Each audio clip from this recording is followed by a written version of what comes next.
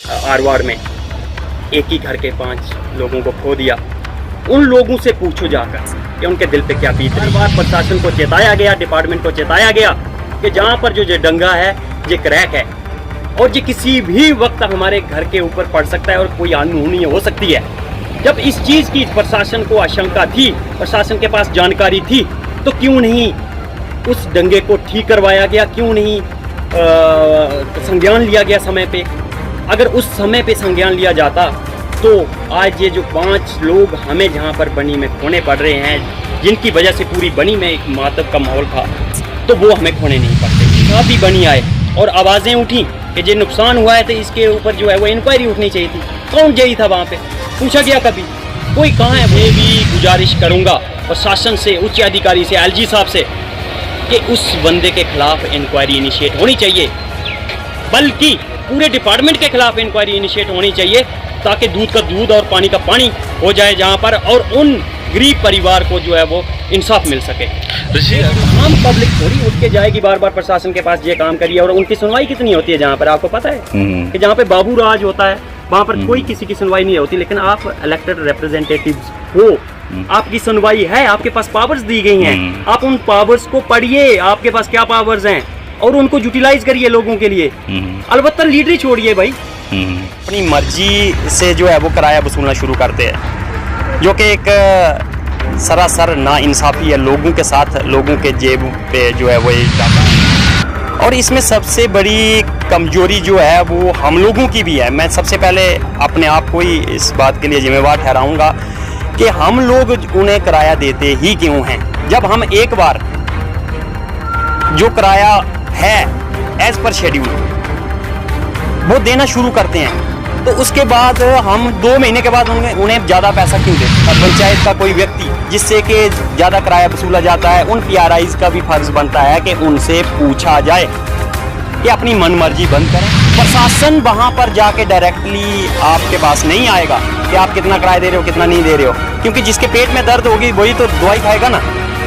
तो लोगों को भी अवेयर होना पड़ेगा। आप एक बार जो शेड्यूल के मुताबिक किराया है, जो इनकी रेट लिस्ट है RTO द्वारा जारी की गई है, उसके मुताबिक ही किराया दें। अगर कोई मनमानी उसके बावजूद भी करता है, कोई टैक्सी चालक या मेटाडोर वाला कोई मनमर्जी करता है, तो आप प्रशासन के पास कंप्लेंट करें। देखिए, सबसे पहले आपका बहुत बहुत धन्यवाद जो आपने मुझे मीडिया के समक्ष आने का मौका प्रदान करा।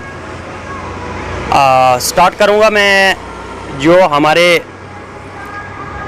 मिनी मेटाडोर वाले, मिनी बस वाले हैं, मेटाडोर वाले हैं, जो टैक्सी वाले हैं, ये हमेशा से ही अपनी मनमर्जियाँ जहाँ पर बनी के अंदर चलाते हैं। और इस विषय पे मैंने एक बार नहीं, बार बार प्रशासन को चेताया और कई दफ़ा एक्शन भी लिया गया प्रशासन द्वारा। नाके लगाए गए, लोगों से पूछा गया कि कितना किराया आपसे जो है ये वसूला जा रहा है। लेकिन होता क्या है कुरैशी जी कि कुछ समय तक तो माहौल ठीक रहता है, लेकिन जैसे ही 2-3 महीने हो जाते हैं तो उसके बाद ये दोबारा से अपनी मर्जी से जो है वो किराया वसूलना शुरू करते हैं, जो कि एक सरासर नाइंसाफ़ी है लोगों के साथ, लोगों के जेब पे जो है वो डाका है।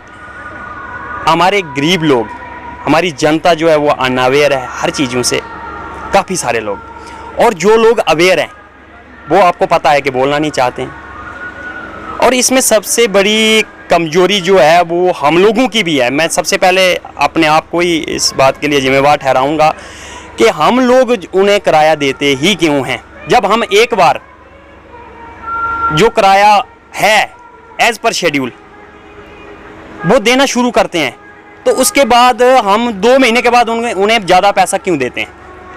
इस चीज़ की भी अवेयरनेस होनी चाहिए।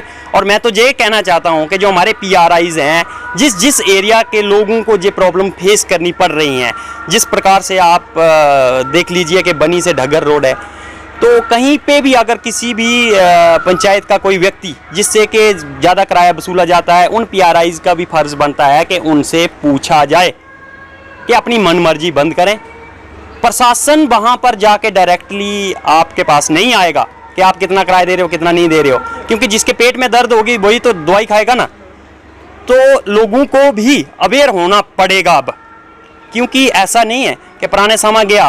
अब सोशल मीडिया का समय है, हर एक एक मिनट की खबर जो है लोगों के पास है। तो लोगों को चाहिए कि आप एक बार जो शेड्यूल के मुताबिक कराया है, जो इनकी रेट लिस्ट है आरटीओ द्वारा जारी की गई है, उसके मुताबिक ही किराया दें। अगर कोई मनमानी उसके बावजूद भी करता है, कोई टैक्सी चालक या मेटाडोर वाला कोई मनमर्जी करता है, तो आप प्रशासन के पास कंप्लेंट करें। और अगर नहीं पहुंच सकते हो, आप डायरेक्टली मुझे मैसेज कर सकते हो, जो कॉल कर सकते हो, हम बात करेंगे। और रही बात, जैसे आपने रोड की बात करी है, तो आप जानते हैं कि नेचुरल डिजास्टर था, ये बहुत ही दर्दनाक जो मूसलाधार बारिश हुई, 1-2 दिन में ही देखो कितना नुकसान हो गया हमारे, जहाँ पे 8 लोगों की जो है वो मौत हो गई, जो कि एक बहुत ही दिल को छू जाने वाली बात थी।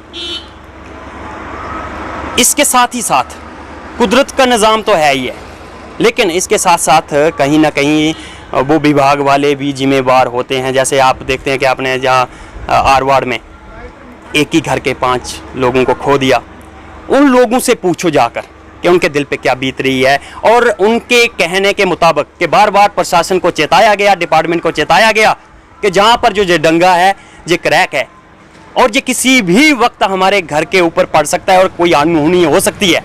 जब इस चीज़ की प्रशासन को आशंका थी, प्रशासन के पास जानकारी थी, तो क्यों नहीं उस दंगे को ठीक करवाया गया, क्यों नहीं संज्ञान लिया गया समय पे।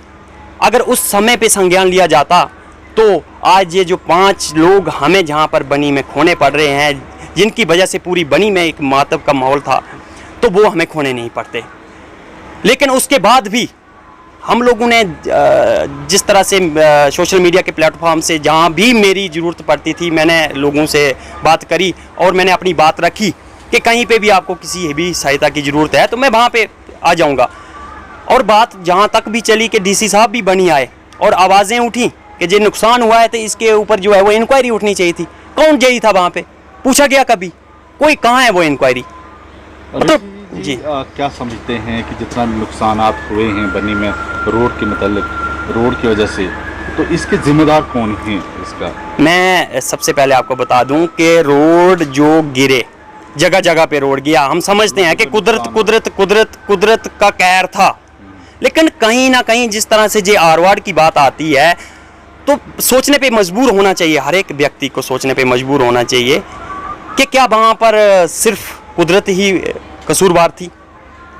जब वो लोग, वो प्रशासन के वो अधिकारी, वो भी जिम्मेवार थे जिन्होंने वहाँ पर वो दंगा लगवाया था, और बार बार उनको चेताने के बावजूद भी अगर उस रोड को ठीक नहीं किया गया तो मैं तो पूरी तरह से ये जो जिम्मेवारी है वो प्रशासन की, और जो जहाँ पर वहाँ पर जो उस समय का जेई था उसको कसूरवार ठहराऊंगा। और मैं तो ये भी गुजारिश करूँगा प्रशासन से, उच्च अधिकारी से, एलजी साहब से, कि उस बंदे के खिलाफ इंक्वायरी इनिशिएट होनी चाहिए, बल्कि पूरे डिपार्टमेंट के खिलाफ इंक्वायरी इनिशिएट होनी चाहिए, ताकि दूध का दूध और पानी का पानी हो जाए जहाँ पर, और उन गरीब परिवार को जो है वो इंसाफ मिल सके।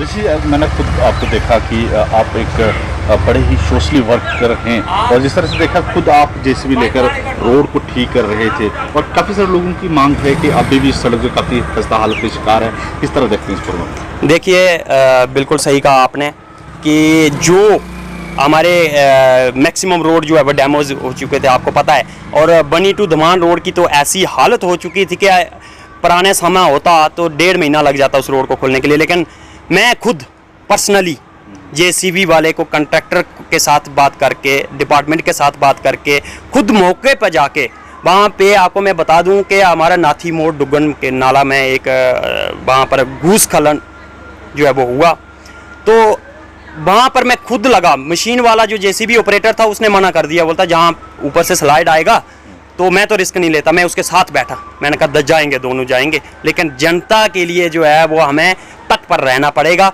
और मैं सभी social workers, PRIs, elected representative से यही निवेदन करता हूँ कि सब उठिए भाई, बाहर आइए, आप लोगों की आवाज़ हो। और खासकर जो इलेक्टेड रिप्रेजेंटेटिव्स हैं, अब एक आम पब्लिक थोड़ी उठ के जाएगी बार बार प्रशासन के पास ये काम करिए। और उनकी सुनवाई कितनी होती है जहाँ पर, आपको पता है कि जहाँ पे बाबू राज होता है, वहाँ पर कोई किसी की सुनवाई नहीं होती। लेकिन आप इलेक्टेड रिप्रेजेंटेटिव्स हो, आपकी सुनवाई है, आपके पास पावर्स दी गई हैं, आप उन पावर्स को पढ़िए, आपके पास क्या पावर्स हैं और उनको यूटिलाइज करिए लोगों के लिए।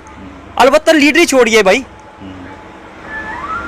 अगर आपको लोगों ने चुन के भेजा है तो काम करने के लिए भेजा है। जब नहीं पता चलता है तो इलेक्शन नहीं लड़ो भाई, चुपचाप एक उस व्यक्ति को आगे लाइए जिस बंदे के पास शौक है काम करने का, या जो बंदा काबिलियत रखता है काम करने की। तो ऐसा नहीं होना चाहिए। सभी लोगों को मिलजुल कर हमारी बनी, ये देखिए कितनी खूबसूरत वादी है जहाँ पर, तो लोगों को मिलजुल कर हर एक दूसरे को किसी पार्टी मत मजहब से ऊपर उठकर कोई भेदभाव नहीं रखना है। जब बनी की बात आती है तो सबको एक साथ इकट्ठे होना चाहिए और बनी की डेवलपमेंट के लिए कार्य करने चाहिए।